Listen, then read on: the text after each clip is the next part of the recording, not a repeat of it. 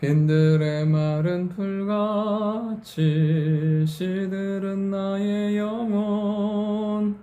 주님이 약속한 성령 간절히 기다리네. 가물음의 마른 땅에 단비를 내리시듯 성령의 단비를 부어 새 생명 주옵소서. 아멘. 하나님 말씀 사사기 20장 12절부터 28절의 말씀입니다. 사사 시대는 혼돈의 시대고 어두움의 시대입니다. 혼돈과 어두움이 깊어갈수록 생명의 빛 되신 하나님의 말씀과 우리의 삶의 통치자 되신 하나님이 임하심으로 말미암아 우리는 생명의 길, 은혜의 길을 살 수 있다는 사실입니다. 오늘도 말씀을 통해서 우리의 혼돈이 사라지고 어둠이 아닌 빛 가운데 거하는 은혜의 하루가 될 수 있기를 원합니다. 첫 번째로 한번 살펴본 것은 무엇이냐면 말씀을 통해서 구별해야 한다는 것입니다. 오늘 본문 12절부터 14절에 보면 이스라엘 지파들이 베냐민 온 지파의 사람을 두루 보냅니다. 그러면서 너희 중에 이 악을 행한 불량배들을 우리에게 보내라고, 그들을 제하고 이스라엘을 다시 회복해야겠다고 이야기합니다. 이걸 통해서 베냐민은 이 말을 거절하고 싸우기로 결정하는 것을 보게 됩니다. 지금 이스라엘은 이 베냐민 지파를 단죄하는 것이 아니라 그들 안에 있는 죄, 그들 악행을 했던 그들만을 징벌하기를 원했습니다. 그러나 베냐민은 거부하는 것을 보게 돼요. 우리의 인생과 삶에서 하나님 앞에서 온전히 살지 못하게 하는 죄와 악을 제거함으로 거룩한 삶, 복된 삶을 살아갈 수 있는 우리가 되어야 한다는 것입니다. 끊임없이 하나님의 말씀에 불순종하게 하고 우리 안에 불평하고 원망하며 하나님의 뜻을 거스르는 그 모든 악들을 제거하며 나아갈 때 하나님은 온전히 우리의 삶을 은혜 가운데, 능력 가운데 살게 만들어 주십니다. 동시에 그러면서 우리가 이 시대 가운데 구별된 사람으로 살 수 있는, 하나님의 사람으로 살 수 있는 표징이 있습니다. 그것은 무엇이냐면 예배입니다. 여러분, 예배는 하나님의 사람만이 예배드려요. 하나님의 사람만이 온전히 예배드리고 예배 영광 가운데 들어가게 된다는 것입니다. 오늘도 우리의 마음과 그 다음에 삶과 그리고 생활을 구별하여서 온전히 하나님의 사람으로 승리하며 하나님의 인도함 받아가는 우리가 될 수 있기를 원합니다. 두 번째로 살펴본 것은 무엇이냐면 이 일을 통해서 사람의 의가 아닌 하나님의 뜻이 이루어져야 한다는 사실입니다. 오늘 이제 이스라엘 백성들은 이제 베냐민을 진멸하려 전쟁터에 나갑니다. 이스라엘 백성들은 40만, 그리고 베냐민은 26,700명. 그들이 서로 대적하여서 싸우려고 한다는 사실입니다. 그런데 사실 지금 이 전쟁, 이 상황은 하나님께서 이스라엘을 향한 놀라운 메시지를 담고 있다는 것이에요.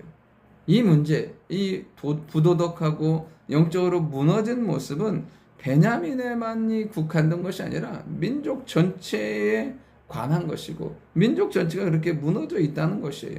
앞서 있었던 그 레윈의 사건을 보면 그 레윈이 누구냐면 모세의 손자 게르솜의 아들인 요나단이에요.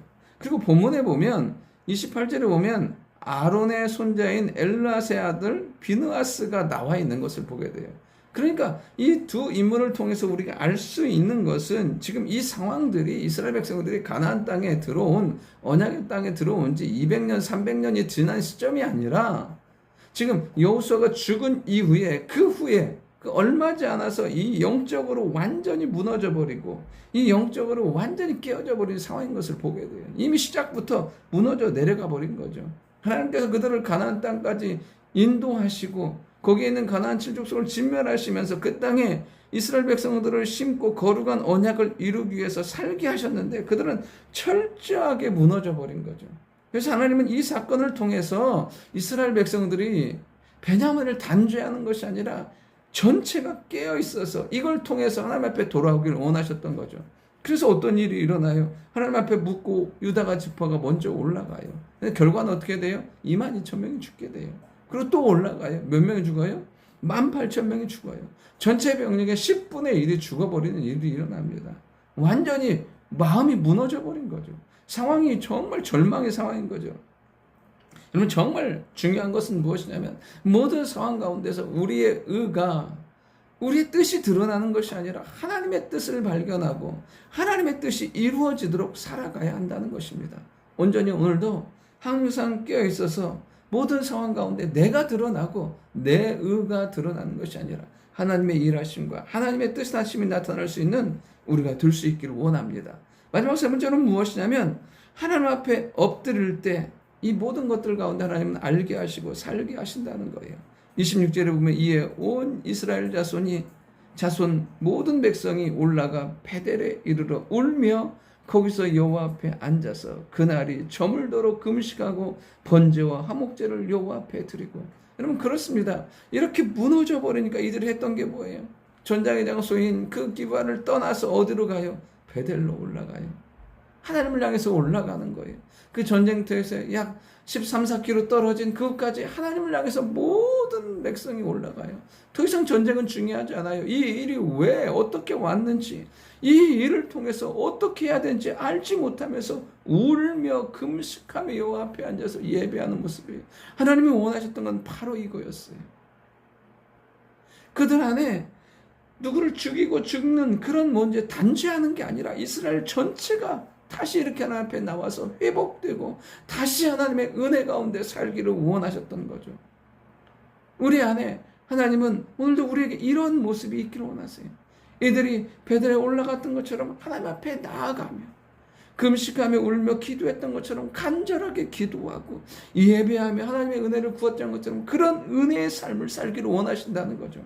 오늘도 온전히 하나님의 말씀 안에 하나님 안에 생명과 길이 있음을 믿고 이렇게 하나님 앞에 엎드리며 나아가며 간구할 때 하나님 앞에 나아갈 때 생명의 길, 은혜의 길이 열리게 될 줄 믿습니다. 그들이 하나님 앞에 나아가서 여쭈을 때 하나님 뭐라고 말씀하십니까? 올라가라, 내일은 내가 그를 내 손에 넘겨주리라 하신지라. 그렇습니다. 우리가 하나님 앞에 구하며 나아갈 때 하나님은 알게 하시고 생명의 길을 여시고 도움과 은혜를 베푸셔서 능력으로 살게 만들어 주실 줄 믿습니다. 오늘 하루 온전히 우리 안에 행하시는 그 하나님 앞에 거룩하게 살고 내 뜻과 내 의가 아닌 하나님이 온전히 드러나며 주의 앞에 엎드려 간구할 때마다 주가 주신 은혜의 충만함 가운데 살아나고 회복되는 은혜 하루가 될 수 있기를 원합니다. 좋으신 아버지 하나님, 우리를 살게 하시는 하나님 앞에 온전히 나아갑니다. 온전히 주의 뜻이 이루어지게 도와주시고 간절히 주의 은혜를 사모하는 거룩한 주의 백성들에게 생명의 길이, 은혜의 길이 열리는 은혜, 축복의 하루 될 수 있도록 주여 인도하여 주옵소서. 감사드리며 살아계신 예수님의 이름으로 기도드립니다. 아멘.